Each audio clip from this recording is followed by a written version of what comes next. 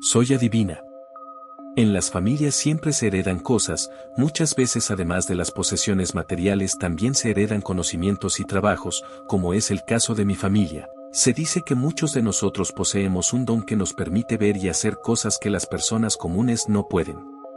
Nos llaman brujas, adivinas, chamanes, entre otros tantos nombres. Lo cierto es que así como algunos son zapateros y luego el negocio pasa a sus hijos, mi madre es bruja, lee las cartas, la mano, ve el futuro. Hace trabajos de amor, entre otras cosas, fue mi abuela la que le enseñó y luego ambas me enseñaron a mí. Al principio me parecía emocionante, luego fui aprendiendo que era una gran responsabilidad, pues la verdad es que quienes tienen este conocimiento, pueden engañar, mentir y hacer mucho daño a otras personas. Mi abuela cuenta que este don va pasando de generación en la familia, a veces a hombres pero más comúnmente a las mujeres. Ella me contaba que todo había empezado con un antepasado, una mujer indígena que era hija de un chamán. Fue durante una época posterior a la llegada de los españoles al continente. Dice que ella se enamoró de un gitano que venían en un barco proveniente de España. Tuvieron una relación pero el hombre había prometido casarse de regreso a su país, sin embargo decidió quedarse con ella y romper su promesa. Así que de esta unión nació un linaje de brujas y adivinos, aunque algunos pensaban que más que un don era una maldición por no haber cumplido su promesa. Yo realmente no sé qué tan cierta es esta historia, pero esto era lo que mi madre y mi abuela contaban a quienes preguntaban por el oficio heredado de nuestra casa, en especial a sus clientes. El caso es que yo me crié viendo esto, para mí era algo normal. Todos sabían que mi madre era algo así como una bruja y desde pequeña aprendía a leer la mano y las cartas. Descubrí que tenía el don, lo veía como un pasatiempo, además a mis amigas les gustaba y siento que de alguna manera esto hizo que las personas me respetaran o quisieran juntarse conmigo. Un día nos dejaron una tarea, debíamos hacer una exposición en grupos. Por alguna razón que ya no recuerdo dejamos el trabajo para lo último. Así que el día anterior a la entrega acordé con mi grupo que nos quedaríamos en mi casa para hacer el trabajo y no tener problema. Éramos 4 amigas, recuerdo que tardamos varias horas en terminar, pero al hacerlo decidimos relajarnos y ponernos a hablar, hasta que una de ellas me pidió que les leyera el futuro. Empezamos con el péndulo a adivinar cuántos hijos tendríamos. Supongo que muchas niñas a esa edad suelen hacer esto como un juego. Por lo general se utiliza una aguja colgada de un hilo, pero yo tenía un péndulo hecho en vidrio de color negro que mi abuela me había regalado. Como siempre le pedí a una de mis amigas que extendiera la mano, que no debía estar ni muy estirada ni completamente cerrada, entonces hay que disponerse energéticamente. Le pedí que pensara con intensidad en su futuro y se concentrara. Luego puse el péndulo sobre la palma de su mano. Hay que hacer un movimiento hacia arriba y abajo, pero sin llegar a tocar la mano. No sé cómo explicarlo, pero hay un momento en el que se siente una especie de vibración.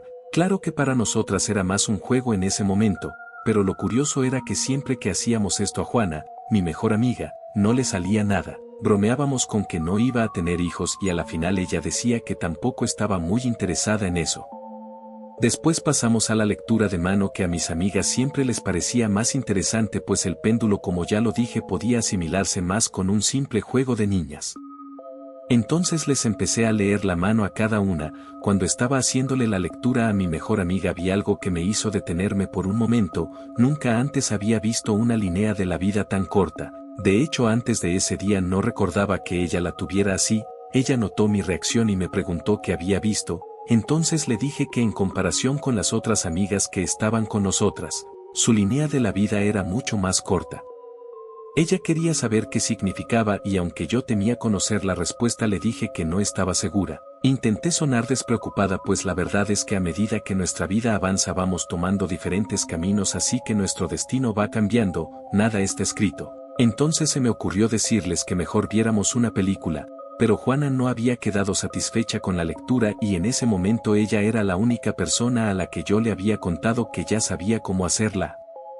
Lectura de las cartas, así que me insistió en que se las leyera para saber qué significaba la lectura de su mano, y aunque al principio yo no quería, terminé aceptando porque todas me insistieron mucho. Así que fui por las cartas que mi mamá tenía guardadas en su armario. Intenté que ella no se diera cuenta, pero de alguna forma presintió lo que yo estaba haciendo y me llamó desde la sala en donde estaba viendo televisión. Le dije que solo estábamos pasando el rato porque ya habíamos terminado nuestro trabajo de la escuela. Ella me dijo que no iba a prohibirme nada, pero que una vez que supiera algo era casi imposible cambiarlo. Yo no le presté mucha atención pues tenía prisa de regresar con mis amigas. Volví a mi habitación. Todas estaban emocionadas por preguntar cosas sobre sus vidas amorosas. Por un momento pensé que Juana haría eso, pero cuando su turno llegó decidió preguntar el por qué su línea de la vida era tan corta. Entonces puse 3 cartas frente a nosotras y empecé a voltearlas una a una. La primera era la torre. Yo la interpretaba como un cambio, un evento determinante e irreversible. La segunda era la carta de la muerte y aunque muchas personas la interpretan como algo malo, no necesariamente significa eso, es más un presagio, algo inevitable o el final de una etapa, y la última carta era el colgado. Esta carta podía ser tanto positiva como negativa. Yo sabía que era señal de martirio o sacrificio, pero lo que me dejó sin palabras fue que todas sus cartas salieron al revés. Esto suele ser un mal presagio. Intenté hablar con ella. Pensé que la lectura estaba muy influenciada por pensamientos negativos que ella tenía con respecto a su línea de vida. Finalmente mis amigas empezaron a hacer bromas y a pedirle que se relajara. Ella me preguntó si todo iba a estar bien y aunque yo tenía un muy mal presentimiento, le dije que sí, de verdad pensaba que todo estaría bien, solo le pedí que se cuidara mucho. Después de esto vimos una película y nos acostamos a dormir pasada la medianoche, así que como era de esperar al día siguiente nos despertamos tarde. Para poder llegar a la escuela, nos arreglamos lo más rápido que pudimos, salimos a la calle y tuvimos que agarrar un taxi, porque normalmente había un bus que nos transportaba pero por la hora no pudimos utilizarlo ese día. Así que nos subimos al taxi, empezamos a pedirle al conductor que fuera lo más rápido que pudiera pues no podíamos quedarnos por fuera. Habíamos trabajado tanto en esa presentación la noche anterior porque era parte de la nota final de una de las clases, así que estábamos muy apuradas. No recuerdo exactamente cómo pasó, pero en medio del tráfico y la prisa mientras pasábamos un puente que conectaba 2 puntos sobre un río, el conductor perdió el control del vehículo y caímos varios metros. Recuerdo haber sentido mucho miedo mientras caíamos y luego perdí el conocimiento. Desperté en el hospital esa noche y me encontré con la noticia de que Juana era la única que no había sobrevivido al accidente.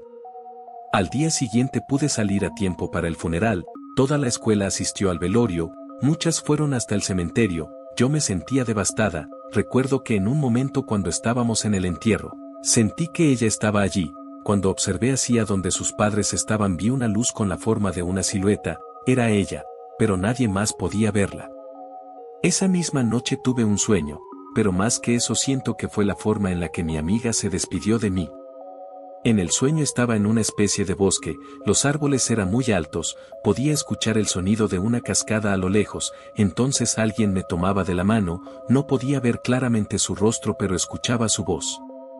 Era mi amiga, empezó a hablarme y era como si estuviese leyendo mis pensamientos. Yo creía que si de alguna manera hubiera sido más acertada con las predicciones de su futuro, tal vez había podido evitar el accidente, pero ella me dijo que hay cosas que no se pueden cambiar, que no debía sentirme culpable por nada. Luego se despidió y no volví a verla. Siempre me pregunté si había sido la única en verla, pero nunca tuve la oportunidad de hablar de eso con las amigas que se habían quedado en mi casa esa noche pues, después del desafortunado evento, ellas dejaron de hablarme por varios meses. Después me confesaron que también se sentían algo culpables y habían empezado a temerme. La verdad es que nuestra amistad nunca volvió a ser igual, además mis otros compañeros se enteraron y ya nadie quería estar cerca de mí. Hasta que después de un tiempo todos empezaron a olvidarlo, pero durante esa época de mi vida reflexioné sobre el don que mi familia me había heredado. Decidí que no quería seguir el camino de mi mamá y mi abuela, porque hasta el día de hoy pienso que hay cosas que es mejor no saber.